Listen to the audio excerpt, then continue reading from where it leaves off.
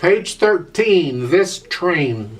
In this piece we get to use that walking bass pattern based on the key of G that we learned in page 12. Isn't that amazing? Okay. I'd like to bring out a few things about this music on page 13 because there's a lot going on here. It doesn't really look like it maybe, but I want to make sure we cover it pretty thoroughly so you understand what's going on, because it's too easy just to look at this music on page 13 and look at the notes and say, oh, I can play this piece, then just go on. And you've missed out on most of what's here. So let's slow down a little bit and let's dig into this just a little deeper than just looking at the notes and the rhythms and that's it. Okay, I got it. No, you don't. Now, as far as the notes and the rhythms go, hopefully these aren't causing you too much of a problem. Let's take a look briefly at the right hand on the second line.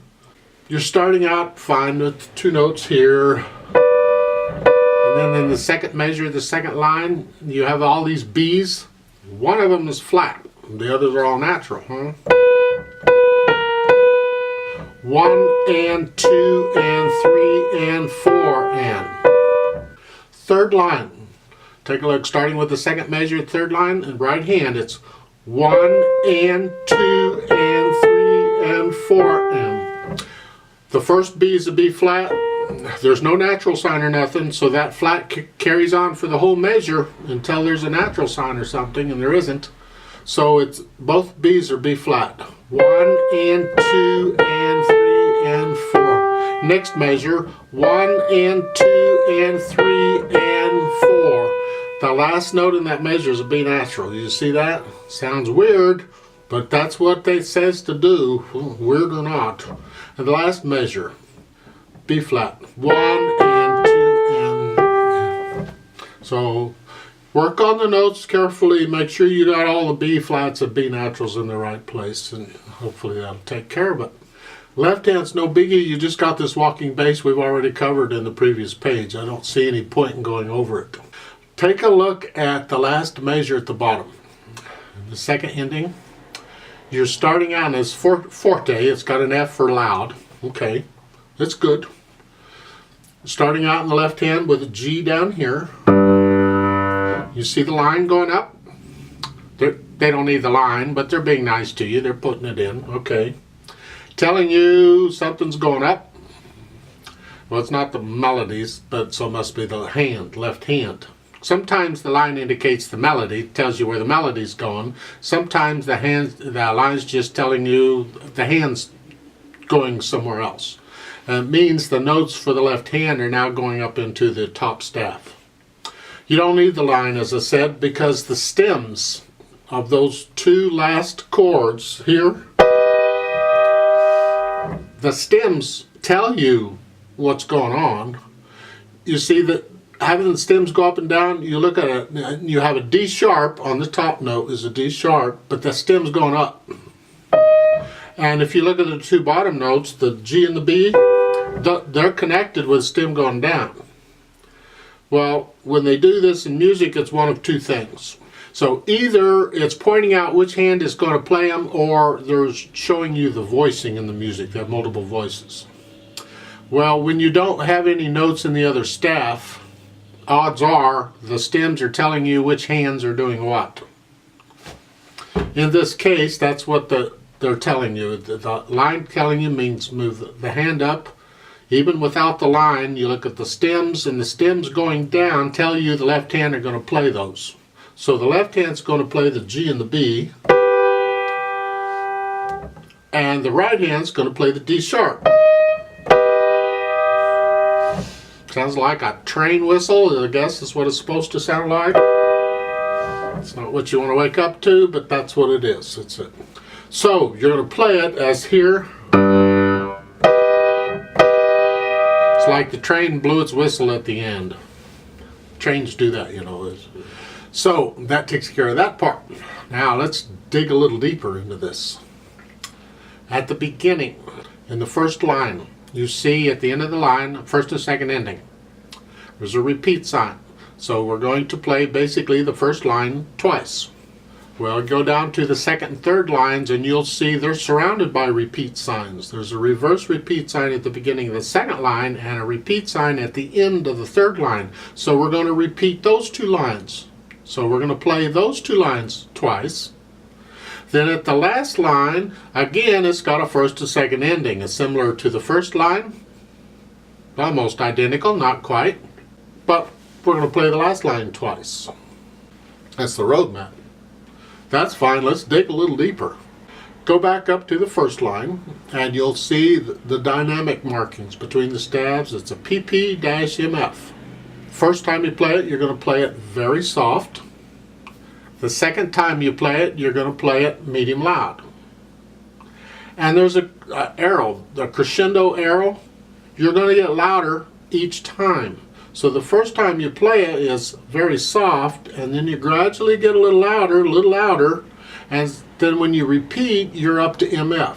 So we're going to grow from very soft to medium loud, first time through. Then the second time, you're going to start that medium loud, then you're going to get loud, a little louder, and till you get to the second line, you're loud. Now there's not a lot of difference between medium loud and loud. So I suggest we interpret this a little bit. And that simply go from very soft at the beginning to loud at the second line. And use the first line twice to get there.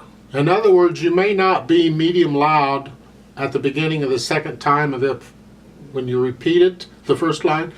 You might be a little softer than that. So plan it out.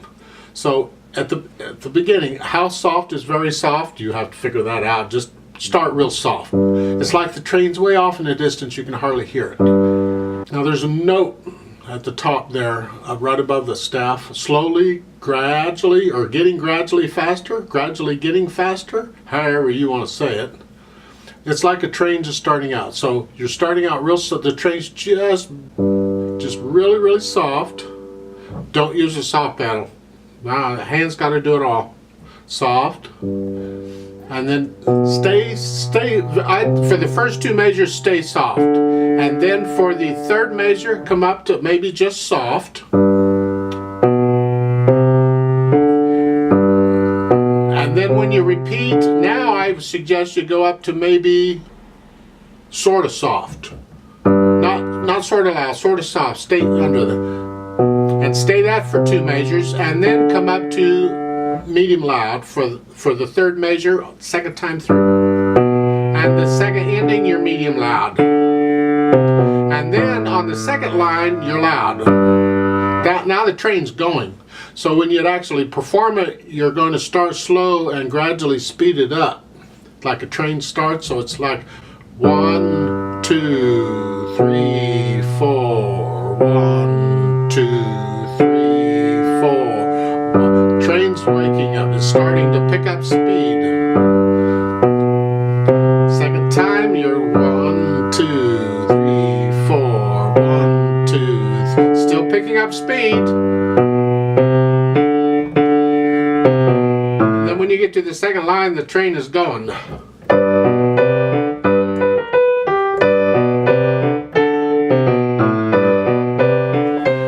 That's the effect. When you really get into the music, this is the kind of thing you can do. It's like a train working. Then when you're going to play the middle two lines twice, I already said that, because the train is traveling along the tracks, and then when you get down to the bottom line, now the train's starting to come down to a stop again. So they're saying start it at medium loud. I say start it at loud because the train's going. You're ending the third line. The second time you played it, you're loud there. And then you get into the third line, you might just come down a little bit, but not very much. And you're still going pretty fast. And now you're starting to slow down and you get a little bit softer. So, you know, the MF-P at the bottom, I would say start that loud and come down, just gradually come down to about an MP at the end of... By the time you played the first ending, you're down to about an MP. So when you start the second time around on the last line, you're soft maybe, or medium soft, and you're dying away to a very soft. So it's the last line is here. 1, 2, 3, 4. 1, 2, 3, 4. 1, 2, 3. I'm slowing down. So when I repeat it, I think about a medium soft is good. I don't want, still slowing down, and I'm getting softer, dying away. The train is coming to a stop. And then in the last measure, they're saying forte at the beginning of the measure. In my mind, it's not forte until the chords. Because in my opinion, the train is coming to a stop. It's gonna, that G, that's the end of the train. It's stopped, right? That's it, it's done.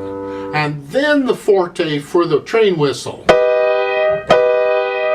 So I would not play in the second ending that G. I would not play that loud. I would play that very soft, because that's the last of the train movement. It stopped, and then the whistle comes in. So when you add these dynamic changes and the tempo changes, this thing turns into a really cool piece of music. And if you just look at this and look at the notes and the rhythm and say, "Oh, I got this," and go on, you've missed out on all that. So slow down. Now don't rush through it. Really take a look at what's going on. I want to do a play with me with you to check the notes and the rhythms. But I can't speed up and slow down because I'm going to use a metronome. And I'm not going to do the dynamics because we're not trying to perform it. I just want to check notes and rhythms. So you can do all that on your own afterward. So let's try this out really, really slowly. We're going to do all the repeats and everything like they say. And I'll give us 4 counts of 4/4 time. So the left hand here, right hand will be here someday. All right, here we go. 1, 2, ready, go. 2, 3, 4. 1, 2, 3, 4. 1, 2, 3, 4. 1, 2, 3, 4. Repeat. 3, 4, 1, 2, 3, 4, 1, 2,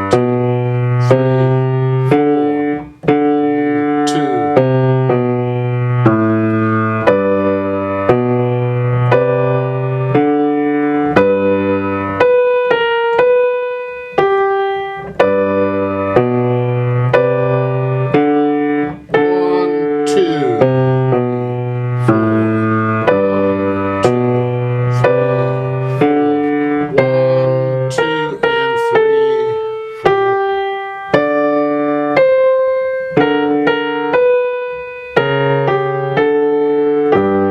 Repeat.